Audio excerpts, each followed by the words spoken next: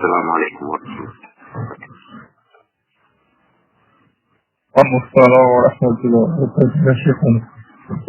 الحمد لله نحمده ونستعينه ونستغفره ونعوذ بالله من شرور أنفسنا وسيئات أعمالنا. من يهده الله فلا مضل له ومن يضلل فلا هادي له. أشهد أن لا إله إلا الله وحده لا شريك له وأشهد أن محمدا عبده ورسوله. أما بعد, our discussions from the book Al-Adab Al-Mufrad by Imām Al-Bukhāri rahimahullah are still centered upon the jar. It talks about our jar has been our major area of concern in the last few classes. Yesterday we came into the chapter Babun Yuksiru Ma'al Maraq Fayaqsimu Fil Jiran. We came under the chapter that the individual would increase the quantity of his soup, of his broth, Fayaqsimu Fil Jiran, and that will enable him be able to share what he has cooked with his neighbors. We read regarding that the hadith of Abu-Raūf and the Prophet sallallahu alayhi wa sallam enjoining him to إِذَا صَنَعْتَ مَرْفَةً فَأَكْثِرْ مَاءَهَا.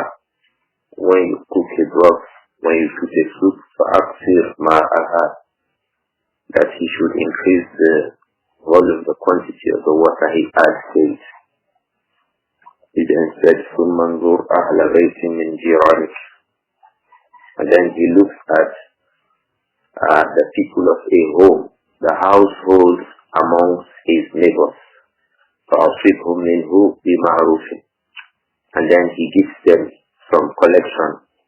He pours some of the soup for them, بِمَعْرُوفٍ, in a nice way or with niceness. So this is what the Messenger alayhi salatu wasalam has encouraged us to do regarding the neighbors. When we stick to this, it will make us know our hungry neighbor or the neighbors that are not hungry. But this is particularly not about the hungry neighbors. It's not just about being hungry. Being hungry is with a greater need. When the neighbor is hungry and his needs are not fulfilled, this is with a greater need, because there the Messenger alayhi salatu wasalam said, لَيْسَ الْمُؤْمِنُ الَّذِي يَشْبَعُ وَجَارُهُ جَائِعٌ. He is not a true believer. He has weak faith, the one whose neighbor is hungry while he is filled up. And most of the times many of us are filled in our homes. So this is not just about providing what the neighbor will eat. This is about sharing goodness with the neighbor. It's about hadiyah, providing a gift of food. It's not about providing charity this time around, that we usually direct to those who are poor. But this time it is from the aspect of hadiyah, providing a gift. And we know from the aspect of hadiyah is that it could be from a poor to the rich. So what we are saying does not have to be from someone who is considered rich in the neighborhood to the poor ones. It should actually be from the poor ones to those who actually are rich. And it should also be from those who actually are rich to those who actually are poor in the community. Exchange of food in the community. So we cook this rice, beans and plantains. So it sounds nice. We want you to taste from it. And unfortunately, in our own time, when such a thing is to be started, there may be some sort of withdrawal because of what the evil Shaykh has placed in the hearts of people against others. If I just sit in my house now and someone brings a food of pounded yam, a goosey, and some meat to me, the first thing that comes to my mind is that, did I tell this person that I'm hungry? This is usually the first thing that will come to the mind. But what will now be coming to our minds of these kinds of reports is that the Messenger والسلام, has actually encouraged that as Muslims. So we should start from that. So the same thing applies. If you are the one providing the need and your neighbor considers it strange, this is something you have not done before. Don't allow that strange consideration to hold you back from doing it. You should still try to teach the strangeness, set it aside, such that the relationship, the next thing that comes to his mind is that, oh, my neighbor has changed towards me. And these kinds of attitude and approach is to bring about well-being and peace in the community. You could imagine if I am like that, you are like that, everyone is like that in their neighborhood. Nobody would be afraid of any kind of evil from the neighbor. So the Messenger والسلام, encouraged that. In the hadith that follows the one we read yesterday we read hadith number 113. In hadith number 114, it is the same hadith with 113, but it has come with a different isnad and with a different expression, but it's the same meaning. The hadith number 113 has come with a different isnad. It has come with a different word. It has come with a different wording. But the meanings of hadith number 103 and 114, the meaning in the two narrations are about exactly the same. We had mentioned previously that this is one of the ways of the scholars of hadith. A hadith will come to them from different routes and they will consider each of them to be a different hadith. Meanwhile, it is the same hadith with the same meaning or with the same expression. So when they are gathered, all these kinds of hadith are gathered with different meanings, then we start having them dividing the hadith to be whether ahad or mutawatir. You can say that hadith is mutawatir, while it has come from different companions, 20, 30, for example, number of companions. So meaning that has come from different routes. From those companions, maybe each of them 2, 3 amongst the tabi'un reported hadith. So they consider each of these hadiths as a different hadith. That is why Imām Al-Bukhāri has also cited the hadith with a different meaning, with different wording and isnad with which he has reported the hadith. So hadith number 114, in it Imām Al-Bukhāri says, rahimahullah, حدثنا الحميدي. He said, حدثنا الحميدي قال حدثنا أبو عبد الصمد العملي قال حدثنا أبو عمران عن عبد الله بن الصامت عن أبي ذر قال قال النبي صلى الله عليه وآله وسلم يا أبا ذر إذا طبخت مرقة فأكثر ماء المرقة وتعاهد جيرانك أو اكسن في جيرانك. It says قال النبي صلى الله عليه وآله وسلم يا أبا ذر إذا طبخت مرقة فأكثر ماء المرقة.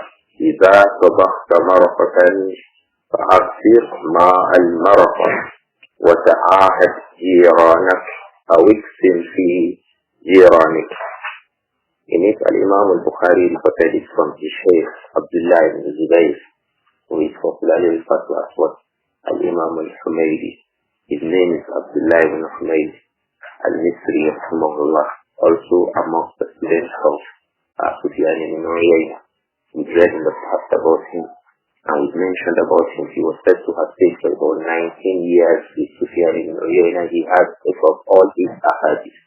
And he is a dependable scholar among the scholars of hadith, one of the most dependable regarding the ahadith of Imam Sufyan ibn Uyayna. So here Imam Al-Bukhāri mentions him and says, حدثنا الحميدي. He is Abdullah ibn Zubayr al-Humaydi. He said, حدثنا أبو عبد الصمد العملي. حدثنا أبو عبد الصمد. So the Shaykh of Al-Humaydi in this hadith was not Sufyan ibn Uyayna, neither was it Al-Imam Al-Shafi'i, because Al-Humaydi was also a major student from amongst the students of Al-Imam Al-Shafi'i in this, rahimahumullah. But this time he's reporting this hadith from his Shaykh Abu Abd-Samad Al-Amili. Abu Abd-Samad is Abdul-Aziz ibn Abd-Samad. Abu Abd-Samad in this isnad, he is Abdul-Aziz ibn Abd-Samad. He said, Haddathana Abu Imran. This is where this hadith now connects with hadith number 113. Because Abu Abd-Samad, who is Abdul-Aziz ibn Abd-Samad, he reports it from Abu Imran. Likewise, in the earlier report in 113, Al-Imam Shaykh ibn al-Hajjaj reported it from who? Abu Imran.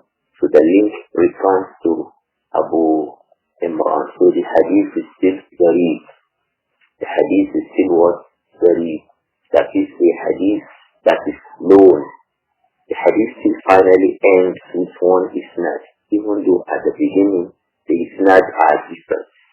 At the beginning of 113 it ends with Shaykh ibn al-Hajjaj, and at the beginning of hadith 114 it ends with Abu Abd-Samad. So Abu Abd-Samad, Al-Imam Al-Bukhari has a chain between Shaykh ibn al-Hajjaj and himself in hadith 113, and in hadith 114 it is isnad between Abu Abd-Samad and who? Al-Imam Al-Bukhari. But they both combined, Abu Abd-Samad and Shaykh ibn al-Hajjaj both reported the hadith from who? Abu Imran. And this Abu Imran al-Jawni, his name is Abdul Malik ibn Hadith. He has also reported it from Abdullah ibn Sami, who reported it from who? Abdur-Raūf al-Ghifari. This kind of a hadith is an example of Al-Adab Al-Mufrad. It's an example of what? Al-Adab Al-Mufrad, Al-Mutlaq. Al-Adab Al-Mutlaq is absolutely very. It has just come based on what we are discussing here. It has just come with this isnad from Abdur-Raūf to Abdullah ibn Sami, and then to who? And then to Abu Imran al-Jawni, and then it divides into two from there to Shaykh al-Hajjaj, and then to Abu Abd-Samad. This is how Asanid come from the scholars of Hadith, and they really enjoy dealing with these things because they show how precise each of these reporters were in the collection, in the documentation, and in the reporting of the Hadith that they report. Rahimahumullah. So in this report it has come with another expression. Abu Dharr in the first report he told us, he said, Awsani Khalili Ifalatin. My beloved friend Khalil, we described who the Khalil is. And we mentioned that it is stronger than being what? A Habib. The Khalil is stronger than who? Habib. And they have come with the same al-wazn. The hadith is the fa'il, so it can refer to both sides. And it can also, that is, it can refer to the one who is loving and the one who is loved. It can also refer to a male or a female. A male can be hadith. The female can also be hadith. The female may also refer to as hadith, just like the male is yakbalu tazkir wa ta'nif. That's what they will say for us. But I'm just saying it in a way that we all will understand it. That's what the Anis was saying. The word fa'il will take to be a masculine, I will also say the feminine. So you can refer to your wife as Hadith. She can refer to you as who? Hadith. If you are the one loving her, you can refer to her as Hadith. If she's the one loving you, you can refer to him as Hadith. The one who is loved and loving, they are both that is to take Ismāīl fa'il and maf'ul also. Allahu a'lam about that. The Prophet said alayhi salatu wa salam in this hadith of Abu Dharr, says, Ya Aba Dharr. He calls him Ya Aba Dharr. Ya Aba Dharr, O Abu Dharr, that's referred to as harfu nida. That will make Abu Dharr pay attention to what the Messenger alayhi salatu wasalam wants to say. And that's usually the expression of counsel. When he says, Awsani, my friend counseled me, my beloved one counseled me. Of course, it means that during the counsel, the Prophet said to him, O Abu Dharr. So he took it that it was a counsel, O Abu Dharr, Ya Abu Dharr. So that is why when the ahadith are naming for different routes, we get more information about that hadith. From each of those rules, from each of those expressions, we get more information about that hadith. The first one he said, Awsani Khalil. The second one he said, Ya Aba Dharr. It means during that wasiyya, the Prophet sallallahu alayhi wa sallam employed this harfu nida, O Abu Dharr. So he said alayhi salatu wa sallam, Iza tabakhta maraqatan. Iza tabakhta maraqatan. The Prophet said, Ya Aba Dharr, O Abu Dharr. Iza tabakhta maraqatan.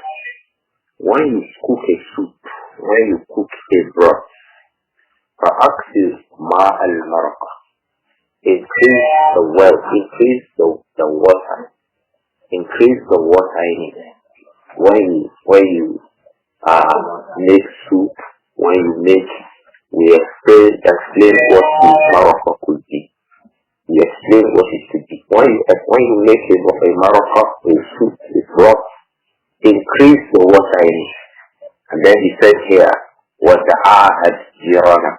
Ta'ahad al-jiran is go now to pay attention to your neighbors. When you make soup, increase the water in it, and then pay good attention. Direct sufficient attention to your neighbors. That is, do the needful regarding your neighbors. When you make a soup, add some water to it, and do the needful towards your neighbors. What is the needful? We have understood it from the first report, and that is that فَأَصِبْهُمْ مِنْهُ بِمَعْرُوفٍ. Collect good enough portion in a good manner for your neighbors. That is what it means here when he says, وَتَعَاهَدْ جِيرَانَكَ. Do the needful, do what is appropriate regarding your neighbors. He said, أَوِكْسِرْ فِي جِيرَانِكَ. Or divide it among, share the broth, share the soup that you have cooked, share it amongst your neighbors. This is a major aspect of the sunnah, but that is so strangely practiced today, so hardly practiced today amongst us.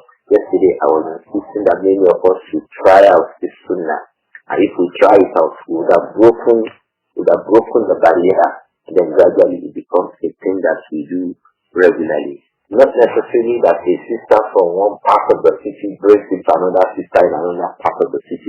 Look in your community and provide a gift, not a sadaqah, a gift of food. Providing a gift of food. And providing food is from the major aspects of even sadaqah itself. Providing food is from the major aspects of providing hadiyah, gifts too. You can invite your brothers to your house, oh brothers. Please kindly visit me today. I have a meal for you to partake in. These are things that we hardly do. We hardly do it. We hardly invite our brothers. Please, can you visit us? And then we have a meal that we always partake in. I have a lot of experience amongst, sorry to say, the Arabs in terms of these kinds of invitation. You find a call to invite you. Can you visit us today and partake in a meal with us? Can you visit us today, partaking, whether in Ramadan or outside Ramadan? Very eminent people will come to invite you for meals in their homes. But amongst us, we always think that we are poor, we don't have. We are poor, we don't have. But you have something to eat. That's what you want to eat should still be the same thing that you should invite your brother, your neighbor to. Let's share the food. Let him see what you are eating. Let's eat it together. Perhaps one day a job opportunity will come in his mind and you will be the first person he's thinking about, even though he does not tell you. So let's have this mindset of providing food, eating food with ourselves. Although unfortunately today, it's just all about myself, my home, my wife, my children, and my kids. That's all. May Allah forgive all of us. We are all in this together. The nuclear lifestyle is too much for us. May Allah protect us all. I think that the lesson in this chapter heading is well taken. That we should be from amongst the people who prepare food and take some from the food we have provided to our neighbors. We grew up to know this amongst elders. I personally grew up to see this. I have delivered food left and right to our house and from our house.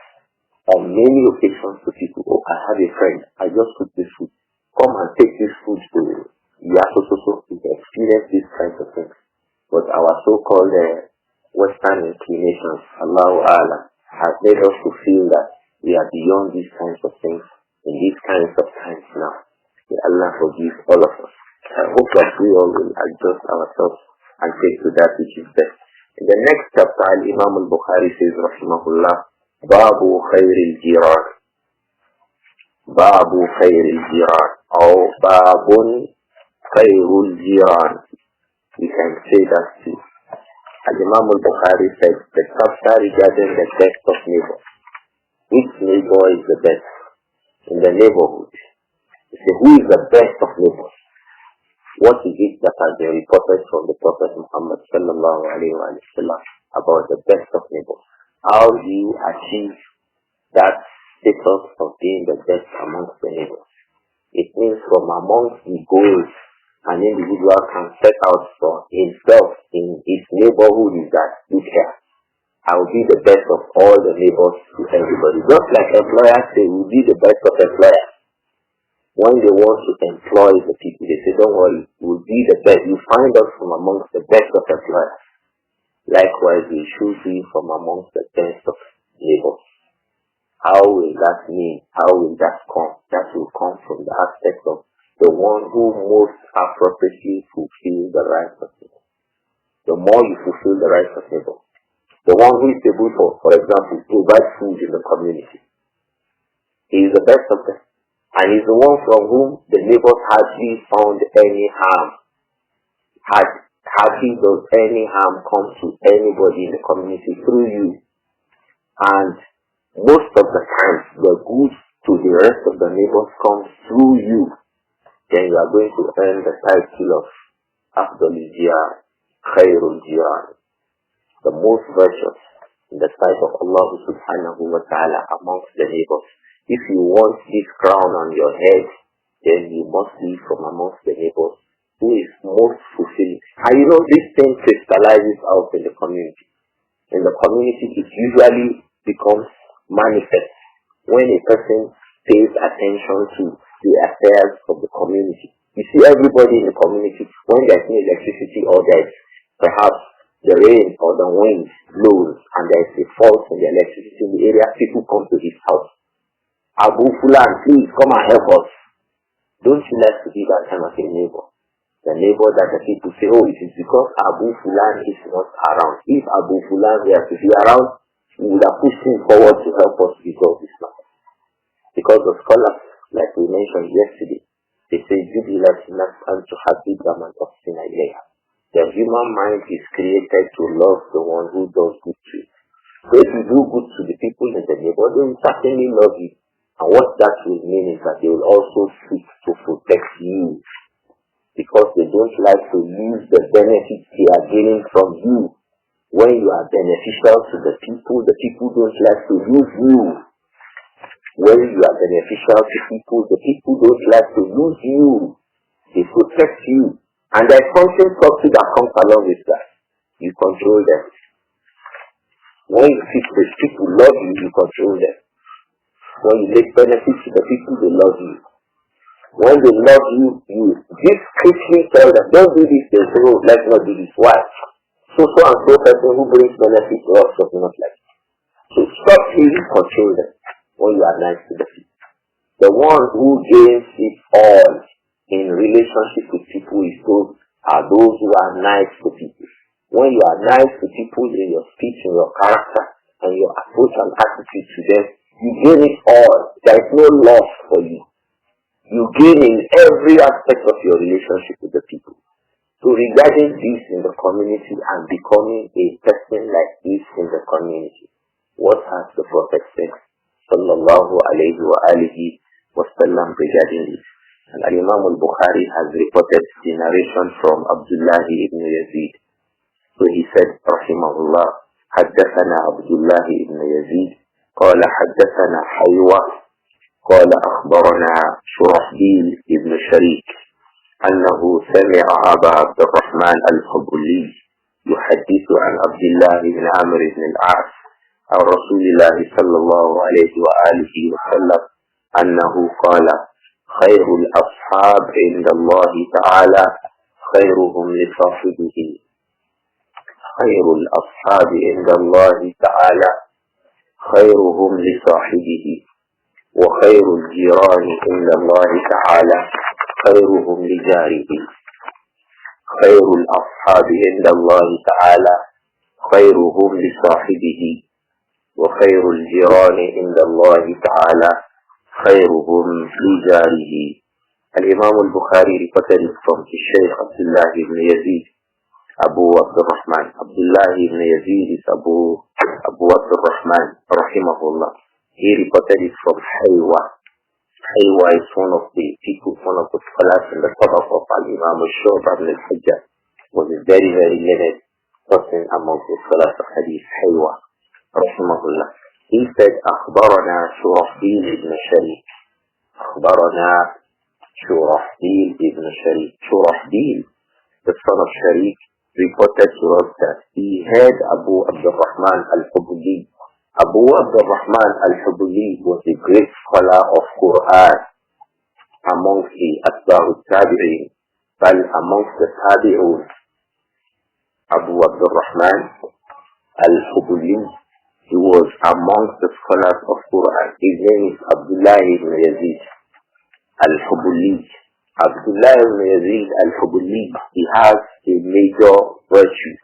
He taught the Quran for over 60 years. For over 30 years he was teaching Quran in Makkah. For another 30 years he was teaching Quran in Basra when he moved to Basra. When he lived in Makkah, for over 30 years he was teaching Quran. Over 30 years. When he moved from Makkah to Basra, he was teaching the Quran. فَكَانَ مُبَارَكًا أَيْنَمَا كَانَ.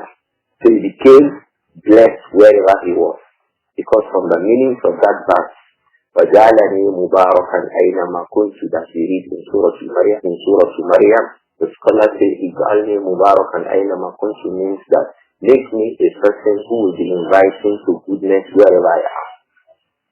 So this Shaykh Abu Abdur-Rahman al-Hubuli, he lived in Makkah for 30 years. In the entirety of the 30 years he was teaching Quran. He moved to Basra. In the entirety of the period till he died, so he has a record of teaching the Quran for 60 years consecutively. Rahimahullah. He is the one who has reported this hadith from Abdullah ibn Amr ibn al-As, radiyallahu anhuma. You remember that Abdullah and his father Amr ibn al-As, they are both from the companions of the Prophet Muhammad sallallahu alayhi wa alihi wa sallam. So what has he reported the messenger to say? What was the messenger alayhi salatu wa salam reported to say about the best of neighbors? He said, خَيْرُ الْأَصْحَابِ عِنْدَ اللَّهِ تَعَالَى خَيْرُهُمْ لِصَاحِبِ. خَيْرُ الْأَصْحَابِ. Al-Ashab, companions, colleagues, friends, a group of people who are together regarding a particular affair. These people are referred to as what? Ashab. One of them is referred to as what? Sahib. Khairul Ashab. The best of your colleagues. The best of your friends. So if you are a friend, or you have a group of friends, there are 5 of them, there are 6 of them, there are 7 of them. How do you pick out the best of them in the sight of Allah subhanahu? The Prophet said, sallallahu alayhi wa alihi wa sallam, khairul ashabi inda Allahi ta'ala, khairuhum li sahibi. So the best of them is the most beneficial amongst them to the rest of the friends. So if you are 6 in number, the one amongst you who is most beneficial to all of you in the group of 6 is the best of you in the sight of Allah. regarding your companionship. So if you say all things equal, of course, birds of the same feather flock together. So all things being equal, you all regularly observe your salah. You all observe your salah according to the Shaykh. You all pay attention to the matters of your religion. You all pay attention to the matters of your family. You pay attention and you seek to improve yourself upon the deed all the time. You want to do good deeds, you call them, hey brothers, I want to do, let's do it together. You're always doing good deeds together, and all that has connected you is good. Still, we can pick out the best of you. The best of you in the sight of Allah subhanahu wa ta'ala is the best of you, the most beneficial amongst you to the rest of you.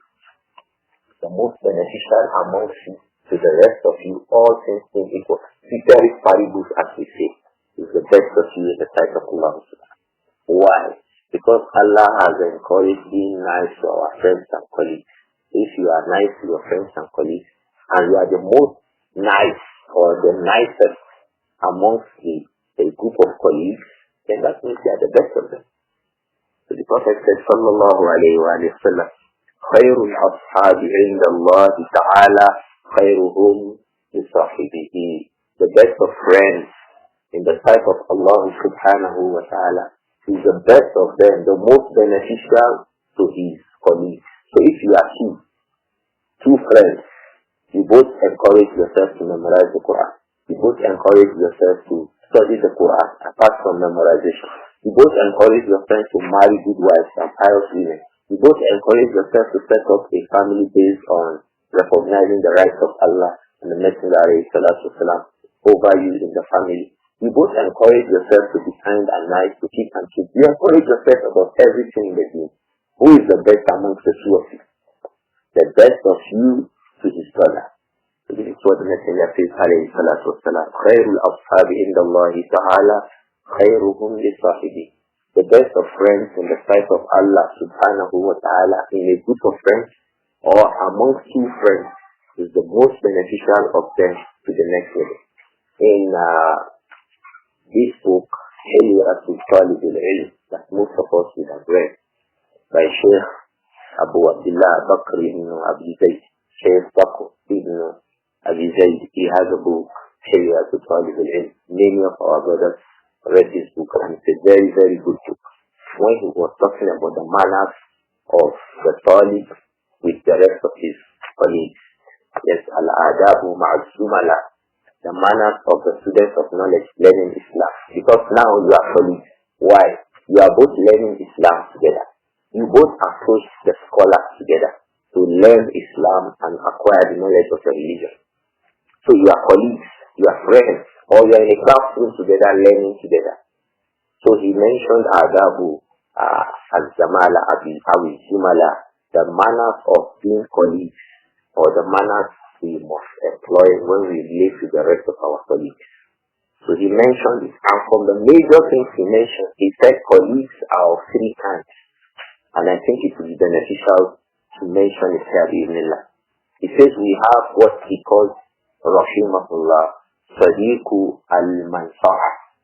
You have Sadiqu al-Manfa'ah, a friend who is just interested in benefiting from you. He is not interested in directing benefits to you. He called it what? Sadiqul Manfa'ah. He is your friend because of some particular things he is gaining from you. Otherwise, he will never come near you. These are not good friends. These are not good colleagues. So the relationship will be one-sided. All you think for him is goodness that will go to him. And the reason why he is with you is not that he wants any good for you. He just wants to be able to parasite you. I think in basic biology, that's what we refer to as what? Parasite. He just wants to stay with you, gain from you, that's all. If anyone asks him, what's the relationship with that one? Maybe just to stay with him, collect the money he gets, or collect his fees, or marry his daughter, or any of it. So that's just the reason why he's with you. So the Shaykh refers to him as what? Sadiqul Manfa'ah, or Sadiqul Manfa'ah. A friend who is just with you because of one of two things he benefits from. These are not good friends. May Allah protect us from people like this. The second group of friends he mentioned, he called them Sadiq Mada, Sadiq Lazza. He refers to that as Sadiq Lazza. It's your friend when he wants to hang out. He wants a gift. He calls to your house. Abu Fulan, I'm coming to your house like a gift from the Facebook. Let's talk about it. That's the time that he comes to. He wants to relax. He wants to pass by. He wants to attend the walima to nikah. He just wants to enjoy himself. He's been in the house working and studying and reading. But the time for you to study and work and read and pay attention to the family, that is the time that he needs from you. He wants to relax now. So he's a friend of relaxation, a friend of merriment. Don't take these kinds of people at all. He groups the third group amongst the people. He refers to them as what? Sadiqul Fadl. What did he refer to them? Sadiqul Fadila. Sadiqul Fadila. A friend of virtue. He wants to benefit you. He wants to benefit from you. He wants to benefit you. He also wants to benefit from you. These are friends. These are good neighbors. These are good colleagues. So the best of it, he wants to grant benefit to you, and you want to bring benefit to him. So he took you as a friend because he can gain from you and make you gain from him. You are taking him as a friend because you can gain from him and he can also gain from you. The two of you are like this. You want to exchange virtues amongst you. But who is the best amongst you? The best amongst you is the most beneficial to his brother. This is what this hadith says. So the Prophet said, sallallahu alayhi wa sallam, خير الأصحاب عند الله تعالى خيرهم لصاحبه وخير الجيران عند الله تعالى خيرهم لجاره. The best of the neighbors in the sight of Allah subhanahu wa ta'ala, the most exalted, is خيرهم لجاره. So as good as the neighborhood can be, the best of you is the one who is best to the rest of the neighbors. The best in the neighborhood is the one who is best to the rest of the neighbors. The best in the neighborhood before Allah is the most beneficial in the neighborhood to the rest of the neighbors. Don't forget, all things being equal. Sometimes you find that those who do the working, they're running around on behalf of the neighbors. They may not be Muslims some of the time. They may not be Muslims, but they will get the reward for that goodness. Because nobody is deprived the reward for his goodness that he does. I think this would be sufficient for this hadith. Of course, the goodness you get in this dunya. As for the akhirah, la nuqimu lahum yawm al-qiyamati wazna. They will not have any kind of mizan, the way of goodness, on the day of Qiyamah. Why? Because they are disbelievers in Allah. What enables a person to be able to gain goodness in the hereafter is Imām. Is the first thing, the first foundation. It's like opening an account with a bank, so to speak. Let's take it to be a Sharia-based bank. So you open an account in a place where you drop your good deeds, you drop your belongings. So if a person does good deeds, he has a lot of money and he does not have a bank account, can he keep the money in the bank? Your account is bank A. You work all your life. Gather a lot of money, fills your house with US dollars or pounds sterling or euro. How is it possible that you take that money to bank B? It's not possible. You just bank it where you have a bank account. If you must bank in bank B, they open an account for you first. So the account for good deeds is Imām. Accepting the kalima la ilaha illallah Muhammadun Rasulullah. So the one who has no Imām, la yuqamu lahu yawm al-qiyamati wazn. Does not have the mizan, the wazn, good deeds. His good deeds will not be weighed on the field. He has no weight.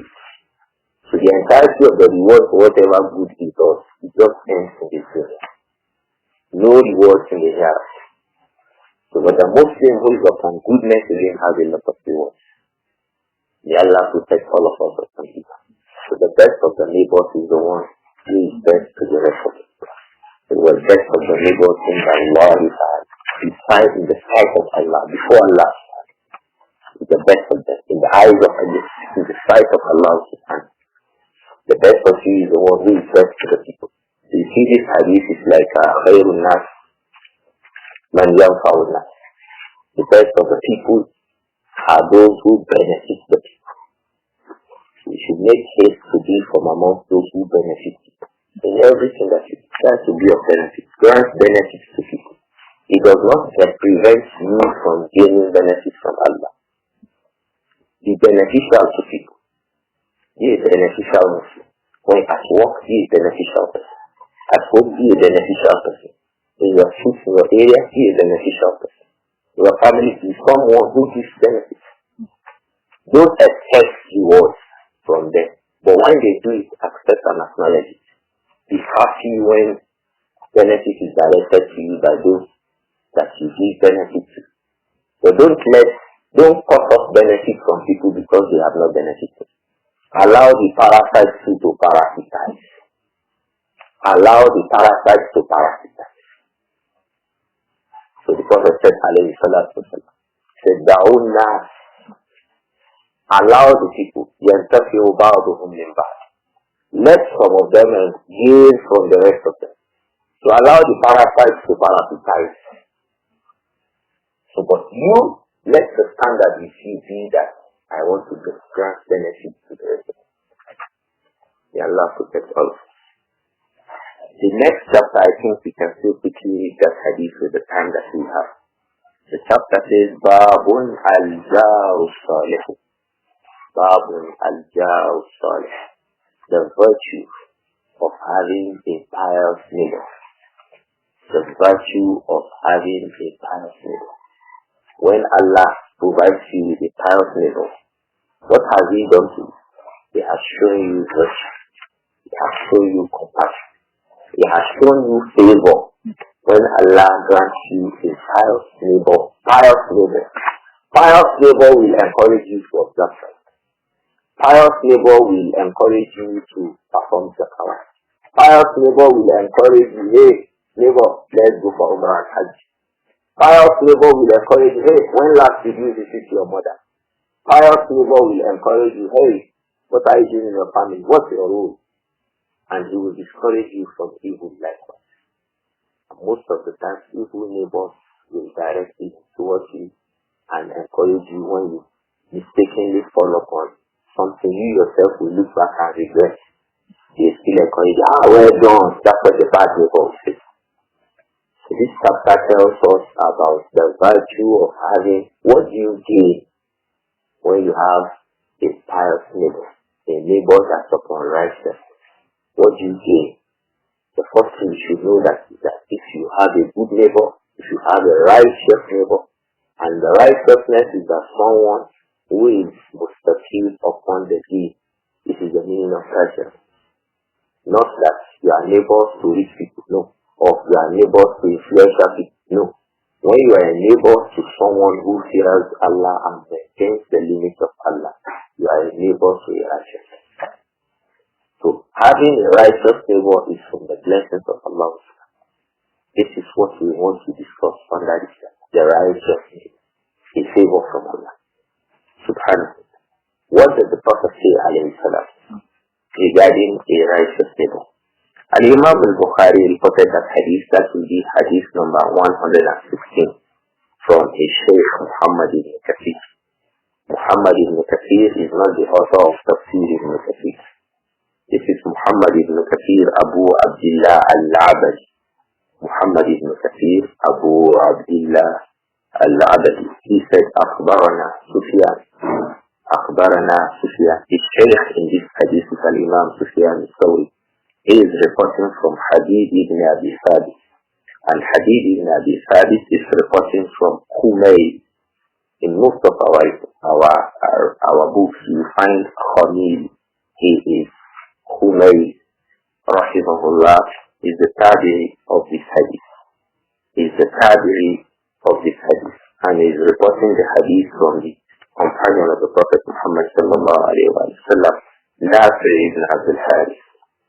Nāsir ibn Abdul Harith is the companion who reported this hadith from the Prophet sallallahu alayhi wa sallam, that the Messenger said alayhi salatu wa sallam, من سعادة المرء المسلم من سعادة المرء المسلم المسكن الواسع والجار الصالح والمركب الهنيء. من سعادة المرء المسلم المسكن الواسع والجار الصالح والمركب الهنيء. From the things of joy, from the things that indicate success or that will help you attain success in this dunya. In a report it says, Arba'un min as-sa'ada. 4 things are from success. 4 things are from the things of delight and happiness. When you have 4 things, Allah through these 4 things will bring you success. What does that success mean? You will be happy and your worship of Allah on the earth will be easy. Please note this point. These 4 things are not 4 things for us to pride over the rest of it. They are not things for us to feel superior over it. They are not things for us to look down upon it. They are things that will help us attain servitude to Allah on the earth. That is why they are things of success. If you think you have any of these things and it does not help you towards servitude to Allah, then it is not a means of success for you. If you have any of these 3 things in this hadith, what they are for, we will mention the first one. If you have them and it is not a means for you to earn Allah's pleasure on the earth, then where is the success? Because those who are successful in this dunya are those who are able to obey the limits of Allah in this dunya. So if these 4 things prevent you from obedience to Allah, don't count it as success. It is fitna to you. Allah protect all of us. So the Prophet said, sallallahu alayhi wa sallam, min sa'adatil mar'il muslim, from the things of success for the Muslim person, for the Muslim individual, if you are a Muslim. Meaning that these things may not be things of success for the kafir. If a kafir has money and he donates money to improve the church, has that money become a means of success? It will be a means of wabal for him, more punishment in Qiyamah, on the day of Qiyamah. So if a person has a very nice voice, which should be ordinarily a thing of value, and he thinks it is instead of reading the Quran, is the nice voice a thing of value? So likewise, these issues that we are counting, they are means of delight and success and happiness for the individual when the individual gains nearness to Allah through these things. So that is the interpretation of them. The one that I'm successful in this dunya, are those things, these 4 things themselves, are they means for you to come close to Allah? If they are, you are truly successful. And these 4 things are the signs that you are successful. But if they are not, then you are a failure. Change your attitude to the attitude of the people of success. May Allah protect all of us. The first of them all is Al-Maskan Al-Wasi', a wide residence. How does a wide residence, your house, where you live, where you reside, is spacious? You have a spacious residence. So how does spacious residence help an individual towards servitude to Allah? He will be able to house his wife and dependents conveniently.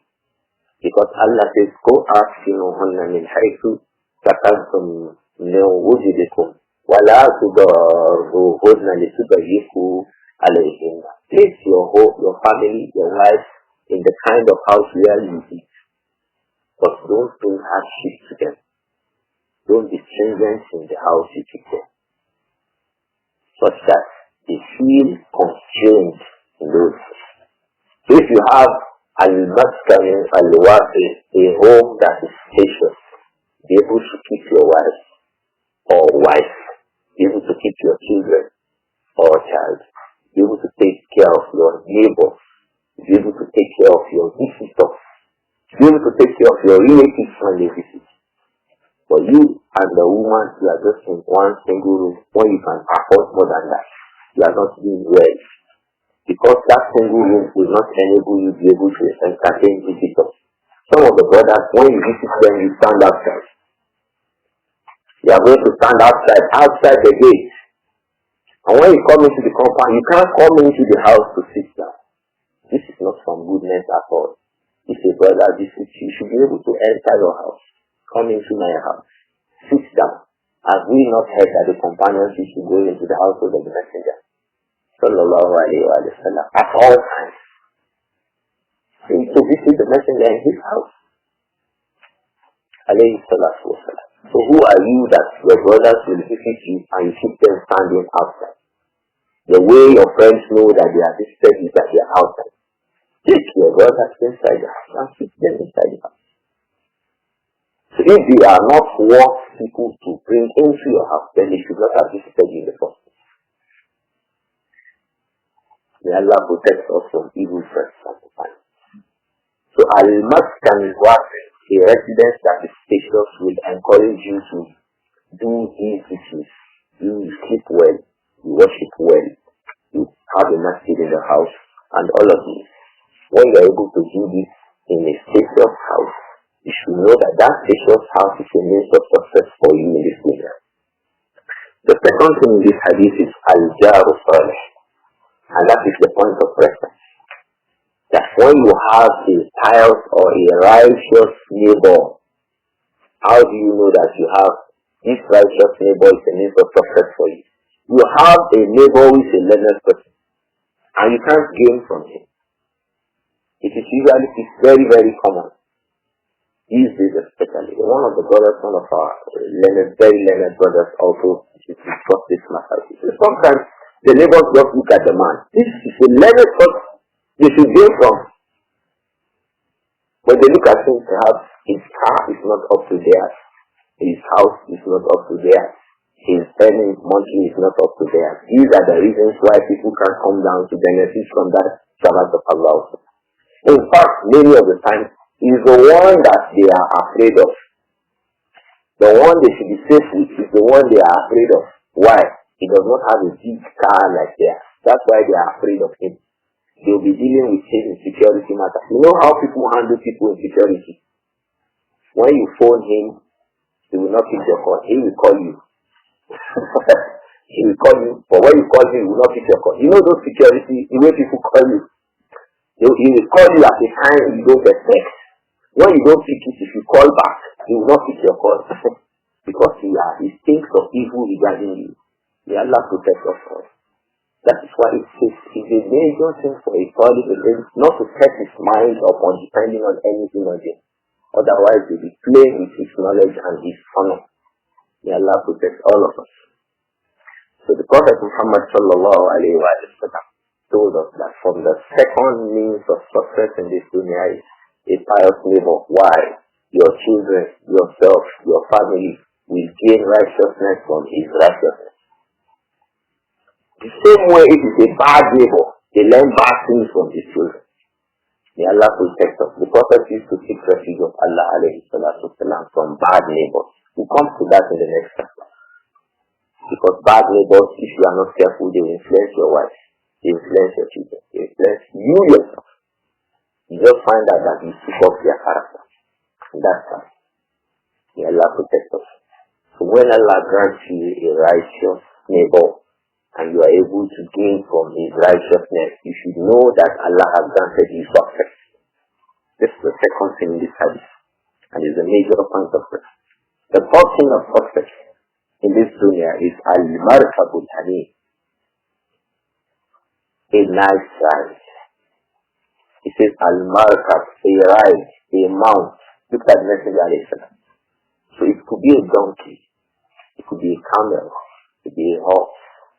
It's a nice thing to ride, because they had nice rides on these animals sometimes, and sometimes they have very negative, hard rides on these animals. And animals could be very difficult to ride, even if they are slow as a donkey, or even a mule. It may be difficult to ride, very difficult to ride. When the ride is nice, it will help you. You'll be able to quickly take your family to the hospital when you need to. You'll be able to quickly take your children to school when you need to. You'll be able to quickly take your ride to the masjid when you need to. When our rides are means of goodness for us, then that means that right is a means of success for you. So in our own times now, these things translate as cars. In villages and many areas, the rides still remain as horses and donkeys. But in most of the cities of the world now, having a ride, nice ride, Al-Adab will translate to mean having a nice car. If you have a nice car, it will give you a lot of difficulty. Imagine the brother is going for tafsir in the morning. Before he gets to the masjid, the car breaks down. Before he fixes the breakdown, he has finished Salat al-Masjid, Salat al-Fajr. As that car helps him towards Allah, then that is a problem. So on the other hand, the brother leaves his home 15 minutes to Fajr. He gets to the masjid. He gets to the masjid 5 or 10 minutes to Salah. He observes his rakat al-Fajr and remains in the masjid for some time till the Iqamah is commenced. Is that a means of goodness? It's a means of success. So Al-Adab Al-Mufrad is a ride that is nice, that will help him. The first thing that is mentioned is Al-Zawj Al-Salih, a pious spouse. Al-Zawj Al-Salih, a pious spouse. When you have a pious spouse, he will fight you when you are not obeying Allah correctly. That is, you have a husband. Many women like to have a husband under whose house will be comfortable. It's all about comfort now. It's far less about, this is a man under whom my religion will be preserved. It used to be the reason why women marry men. But these days, very few women put this in front of them. I want to marry a man that it will be easy for me to submit to him. You hardly find women thinking about it. They want to marry a man they can control. If you marry a man you can control, you can't be a pious wife. Because from the basic thing about a pious wife is that she is the one that is controlled. So if you plan to control the man from the beginning, you cannot achieve being a pious wife. You can't achieve it.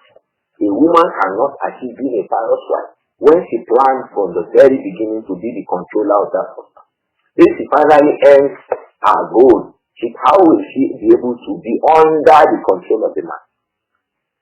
So what the woman should think about is a man that I will be safe in my deen. He will protect me. When my family say that I should kneel down, he can explain to them, this my wife cannot kneel down. When my family say I should travel down without a mahram, he can explain to them, mommy, grandma, or mother-in-law, my wife cannot travel because the Islam presents it. Or when they say she should kneel down, even in the house of the husband, it can prevent that insult that will come to his wife. Many women don't marry men because he can protect their religion again. What they say that he can guarantee them comfort. That's what they do. So when they marry those men with little consciousness of religion, but with a lot of comfort, you now don't get that comfort. They start running health after moving from one husband to the other. May Allah protect us. Let's change our attitude to these issues. I think it will be sufficient to stop here. But the point of reference in this hadith is that when we have a pious neighbor, it is a favor from Allah. When we have a pious neighbor, it is a favor from Allah.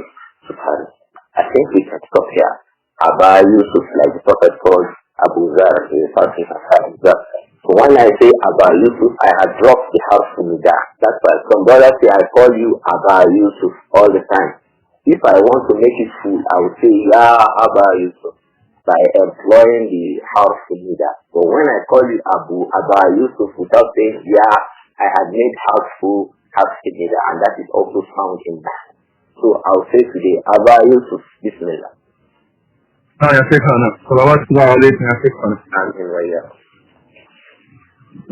This question says, the name of the Sahaba in Hadith 116 is Nāsir bin Abdur-Raūf. Is Harith a name of Allah? Sincerely, I don't remember now, but I will answer in the next class. No. I mean what? This one says, no. This one says, is it allowed for a Muslim to choose a friend just because he wants to benefit Islamic knowledge and other important knowledge? Yes. It is lawful for you. It is the best of friends you can choose. This friend will help me. Do you know this matter is so important amongst the early Muslims that when they are coming to the masjid, they will be begging Allah, Allahumma inni as'aluka jalisan salihan. Oh Allah, I beg you to grant me a successful seatmate in the masjid. Oh Allah, let me sit with somebody who is a good person. And they used to make isti'aza from Jalisul Su. I have had two experiences in the Prophet's masjid in Medina. I have sat down we observed masjid together up to the time of Isha with Shaykh Abdullah ibn Muhammad al-Amin al-Shaykh. Imam al-Shaykh is the biggest scholar of tafsir in our times. His name has not been known till today since he died. As far as tafsir al-Quran is concerned, he is the Albani of Hadith as far as Quran is concerned. Imam al-Shaykh. I sat down with his son Abdullah. He is a doctor, PhD. He has a seat in the Prophet's masjid where he teaches tafsir. And I've attended his classes a lot. We have met a number of times. Fortunately, we have met with some of our brothers here in Nigeria with that Shaykh. He will say, oh, my friends from Nigeria, and all of us. We sat together from Maghrib to Isha. And I learned a lot of things. We just sat accidentally. And I did not know that that was the person I was sitting with. But the way he was behaving after Salatul Maghrib, I had to talk. After Salatul Isha, I had to talk to him. And he was telling me, and then we started to talk. So sometimes you are so, you feel that was the first time we met closely. You will feel with joy to relate to these kinds of people. He himself, on another occasion, myself and one of our brothers here in Nigeria, we went to observe Salah. He was in our front, we were behind. When we finished the Salah, where I went to make, I think it was Salah to Africa, and we were owing Salah to Zuhur when we arrived. So I went to make Salah to Zuhur. Where I sat down, he was sitting there. And it was hard. And I had an issue, I raised the issue with him and we started discussing the matter before the second of the two of us came to one of our major learned brothers here in the country. We were together. So the early Muslims, when they go to the masjid, they beg Allah that Allah, let me sit with a friend who will be beneficial to me in my deen. So if you want to choose a neighbor, why will you not be choosing a neighbor who will be beneficial to you in your religion? Why will you not look at somebody who I want to make so and so my friend because I can gain from his religion, but because I can gain from his money, because I can gain from his market, because he can help me gain publicity, because these are the reasons people take friends. These are bad reasons to take a friend. These are merely worldly reasons to take a friend more than if I make him my friend, most likely my religion will be represented. Make him your friend. Invite him to your house, talk to him, discuss it, gain from him. But today, the opposite. The people run to for friendship are rich people. You want to make a friend with him because he's rich. You want to gain from him. You don't know that the rich man he takes his 1 naira more important than you. The way you take your 1 naira, the rich man takes his 1 naira more important than you. You don't know that. Yes. And when he knows that, hey, this guy is just looking for my money, he packs off. When you come and ring his bell in the gate, he tells the gate man, Malam, to tell you that, Ogabayana. So take a friend of unrighteousness. A friend of unrighteousness, when he knows that you are coming to him, he opens his door to you. And your discourse will be all about knowledge, all about discipline, all about benefit, all about salah, all about being righteous, all about correcting yourself, all about rectifying yourself, rectifying your home. So this is the best of gains that any individual will gain from any relationship with people, whether male or female. But if the friendship is about friendship of like women, most of them these days, we can cook cakes together, we can do pastries, we can do biscuits and advertise it on Facebook. These are just cheap ways of making friends. They spend a lot of time in this their friendship of biscuits and pastries on Facebook, but they gain very little about them. They gain very, very little from these kinds of biscuits and pastries friendship that people have today. May Allah protect all of us. I think it will be sufficient to stop here today about this. نعم جزاكم الله خيرا يا شيخنا أحسن الله إليك. آمين وإياكم. سبحانك اللهم وبحمدك أشهد أن لا إله إلا أنت أستغفرك وأتوب إليك.